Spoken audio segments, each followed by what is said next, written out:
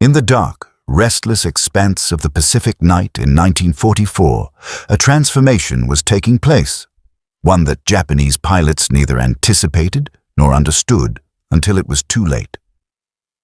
For most of the war, Japanese aviators operated under a simple assumption: America did not fight in the dark. The Imperial Japanese Navy believed that night operations were too dangerous, too technologically demanding, and far beyond the capability of U.S. carrier aviation. For years, that belief had been true. But by late 1943 and into 1944, everything had changed, and what the Japanese were about to encounter was unlike anything they had faced in the entire Pacific War years earlier. Before Pearl Harbor, and before the war consumed half the world, night flying was considered a specialty task, reserved only for reconnaissance planes or limited bomber activity. The technologies required for night fighting, radar, cockpit lighting, radio guidance, and pilot training, were extremely complicated. But the United States had invested heavily in airborne radar and all-weather aviation, even when it did not seem immediately necessary.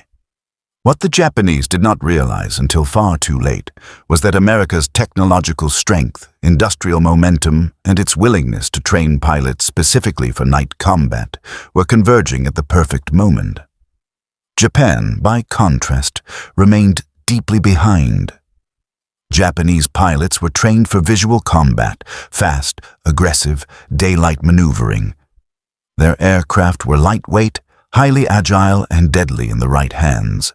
But they lacked radar, they lacked robust communications, and most critically, they lacked the doctrine for nighttime engagements.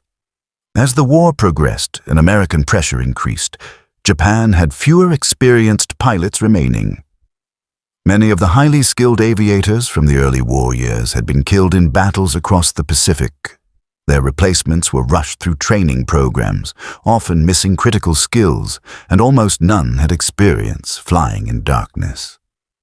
This fundamental disadvantage became terrifyingly clear when the U.S. Navy introduced carrier-based night fighters, aircraft modified and trained to hunt enemy planes under the cover of darkness.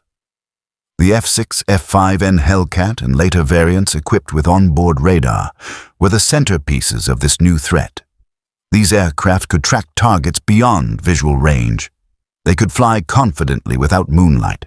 They could distinguish friend from foe using new radar beacon systems. And the pilots who flew them were hand-picked, trained to interpret faint radar signals, and taught to think three-dimensionally in pitch-black skies.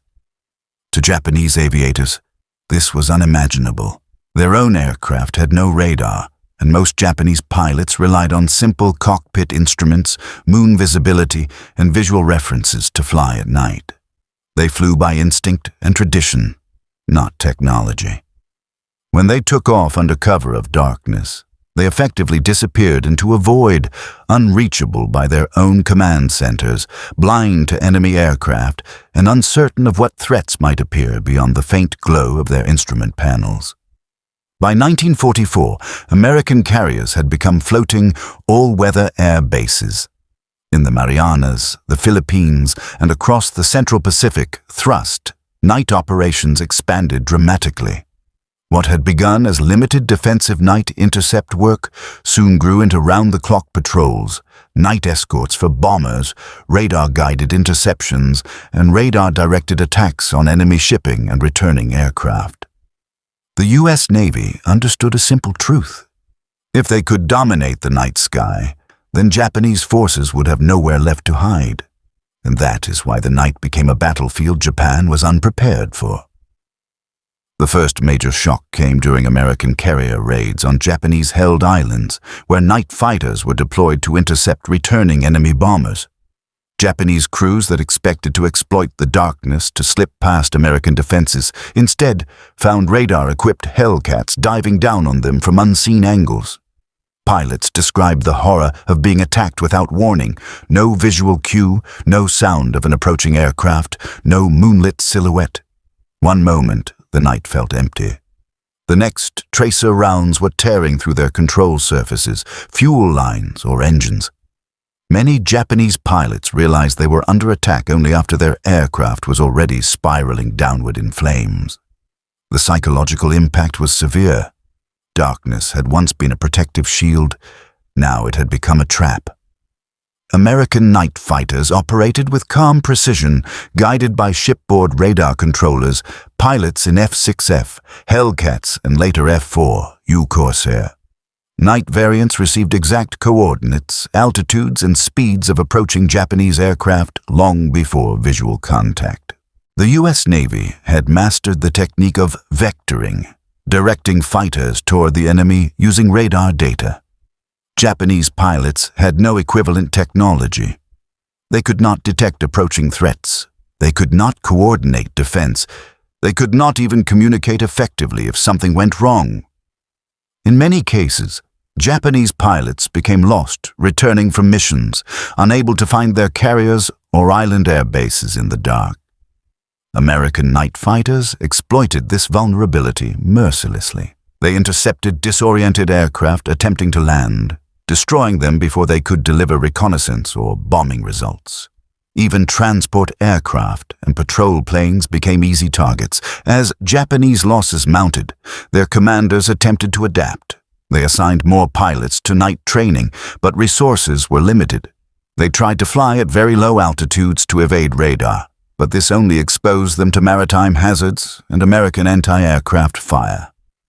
They attempted to operate in larger groups, but coordination was nearly impossible in darkness without radar. Nothing worked. The gap in technology and doctrine was simply too large.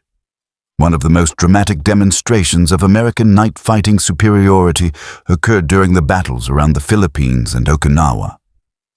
During these intense operations, U.S. Navy night squadrons operated almost continuously, forming an invisible barrier hundreds of miles wide.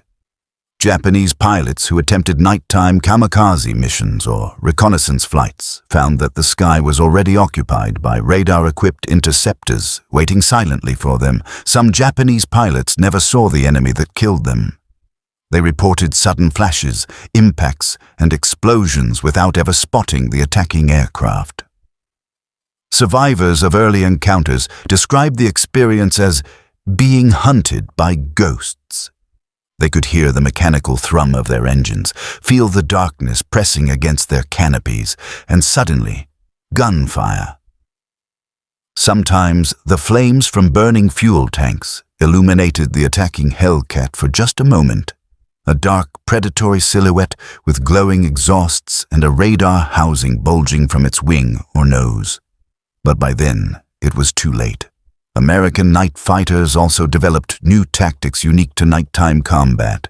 They minimized lighting to remain invisible, used altitude advantages to spot enemy exhaust glow from above, and learned to approach from blind angles.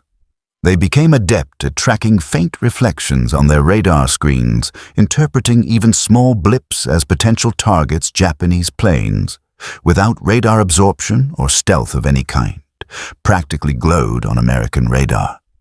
The more the Japanese attempted to avoid night combat, the more aggressively American pilots patrolled the skies. They intercepted supply aircraft trying to sneak in under darkness. They intercepted returning fighters. They intercepted bombers attempting small-scale night harassment raids. Night by night, the Japanese air presence weakened. By early 1945, Japanese commanders were forced into an uncomfortable reality. The night no longer offered any tactical advantage. Their pilots began describing night takeoffs as flying into a killing ground. Reports emerged of skilled aviators refusing to fly at night, claiming it was a suicide mission. Others tried to convince their superiors that America's night fighters were somehow supernatural or possessed technology beyond anything imaginable. But these fears were simply a misunderstanding of what American naval aviation had accomplished. The truth was far more grounded. While Japan had focused on aggressive daylight tactics, America had spent years perfecting a set of technologies that fundamentally changed the nature of air warfare. Radar, improved aircraft stability, better navigation systems, better radios, and specialized night fighter training all converged to create a force that Japan could neither predict nor counter. This imbalance was not just technological, it was strategic. Japanese high command believed they could rely on nighttime operations to preserve aircraft, protect bases, and launch harassment strikes. They believed that the U.S. Navy, dependent on visual carrier operations, would be limited by darkness. But by 1944, American carriers had mastered night landings, night deck cycles, and nighttime interception coordination. What Japan expected to be a natural shield instead became a battlefield dominated entirely by U.S. forces. As American task forces crept closer to Japanese home waters, Japanese pilots attempted increasingly desperate missions. Night bombing runs, reconnaissance flights, and kamikaze attempts. But the U.S. night fighters anticipated these moves and attacked before the Japanese even reached their targets. Aircraft that once slipped past American daylight patrols now fell victim to unseen interceptors that could track them with mathematical precision. The Pacific night became a hunting ground, and the hunters were American carrier-based night fighters. This transformation shocked Japanese pilots more than almost any other development in the late war. They could understand losing daylight battles. They could understand being overwhelmed by superior numbers. They could even accept losing to heavily armed and armored American aircraft. But losing the night, losing the one domain where they believed stealth and unpredictability would protect them, was a devastating psychological blow. Nothing symbolized this collapse more clearly. As Japan continued losing control of the skies in 1945, its pilots faced a new and terrifying reality. The enemy they feared most could not be seen, could not be predicted, and could not be escaped. America's carrier-based night fighters had transformed darkness into a domain of precision and lethality. The night, once a sanctuary for Japanese aviators, had become a silent battlefield where the smallest mistake could mean death. But the collapse of Japanese night operations was not sudden. It unfolded gradually, mission by mission, loss by loss, until the Imperial Japanese Navy no longer had the ability, or the confidence, to challenge the United States in the dark. To understand how completely the Americans dominated the night, one must look at the growing network of radar systems that spread across U.S. carrier task forces. These ships acted as floating control centers. Their operators tracked Japanese aircraft hundreds of miles away, identifying altitude, direction, and speed long before pilots saw anything in the sky. American fighters were vectored along precise headings, guided through subtle turns, and positioned perfectly behind or above their targets. Pilots who once relied solely on eyesight now trusted glowing radar scopes inside their cockpits. Japanese airmen had no such tools. Their missions involved guesswork and instinct. Especially at night, they flew into pitch-black skies without reliable navigation systems. They relied on moonlight, starlight, or the faint outline of island chains below them. When clouds rolled in, even experienced pilots became disoriented. Some drifted off course by dozens of miles. Others never found their way home at all. Japanese commanders understood the risk, but they saw no alternative. If they did not launch night missions, American forces would advance unchecked. Yet every mission flown in darkness exposed the pilots to a threat they could not see and could not counter. American night fighters exploited these vulnerabilities with brutal efficiency. They hunted aircraft, returning to their bases, stalking them in the final moments of their missions when fuel was low and pilots were exhausted. They intercepted bombers attempting harassment raids against American fleets. They destroyed reconnaissance aircraft that Japan desperately needed for gathering intelligence. Every successful interception made the night feel smaller and more dangerous. The Japanese pilots who survived these encounters reported a chilling pattern. They would be flying alone or in small groups, scanning the darkness, listening to the hum of their engines, feeling the steady vibration of the cockpit. Then, without warning, streams of tracers would cut through the night. Sometimes the gunfire came from above, sometimes from below. sometimes from behind, invisible until the moment it struck. Pilots described the feeling as being attacked by an enemy who could read their thoughts, who always knew exactly where they were. Japanese aircraft, though agile and fast in daylight, were poor platforms for night fighting. Their frames were lightweight and lacked armor protection. Their fuel tanks were vulnerable to ignition. Their engines produced distinct exhaust flames that glowed brightly in the dark, revealing their positions to American radar and visual spotters. American pilots learned to look for this faint flicker against the black sky. Once spotted, a Japanese aircraft had almost no chance of escape. The Americans also refined their night attack techniques. Instead of engaging in complex turning battles, night fighters used quick, decisive strikes. They approached with lights off, using radar and moonlight reflections to close distance without being detected. Once in firing position, they unleashed a burst of heavy-caliber gunfire, aiming for fuel lines or engines. A single, well-placed strike often turned Japanese planes into fireballs. In darkness, these explosions were visible from miles away, brief flashes marking another aircraft destroyed. But the technological superiority of American night fighters was only part of the story. Equally important was their discipline. These pilots underwent rigorous training, learning to trust their instruments, interpret radar signals accurately, and remain calm even when disoriented. Flying at night required precise communication with shipboard controllers. Pilots relied on these controllers not just for finding the enemy, but also for navigating back to their carriers. Landing on a carrier at night was one of the most dangerous tasks in aviation. Only highly skilled pilots could do it consistently. The presence of these experienced aviators gave the U.S. Navy a depth of talent the Japanese could not match.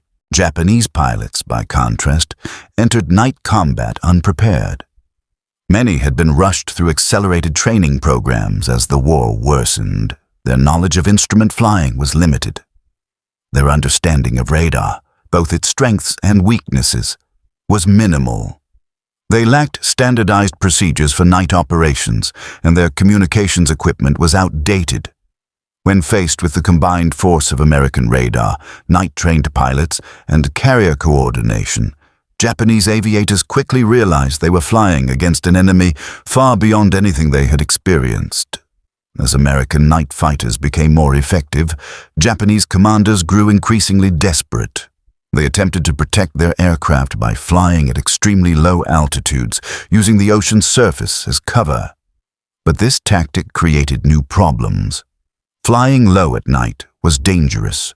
One misjudged angle or unexpected wave reflection could send a plane into the sea. Those who survived the low-altitude approach were often met by American searchlights and anti-aircraft fire. And even when Japanese pilots successfully climbed after clearing the horizon, American night fighters, guided by radar, swooped in to intercept them. Japan also tried launching night missions in larger formations, hoping that group strength would provide some protection. But coordination in darkness proved nearly impossible. Without radar, pilots lost sight of each other easily. A formation that took off in tight order often scattered within minutes, leaving each aircraft isolated and vulnerable. Americans, however, saw these scattered planes clearly on radar screens.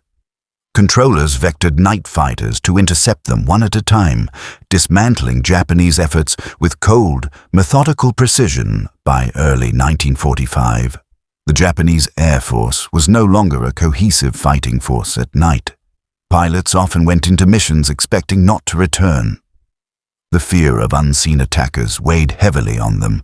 Some pilots described feeling hunted before even taking off, knowing that once they entered the darkness, the Americans would be waiting somewhere, overhead, below, or directly behind them. Unlike daylight battles where courage and maneuvering skill mattered, nighttime combat felt hopeless. The combination of American technology and training erased any chance of escape. As Japan's losses mounted, its commanders began avoiding night operations altogether unless absolutely necessary. But the Americans continued to escalate.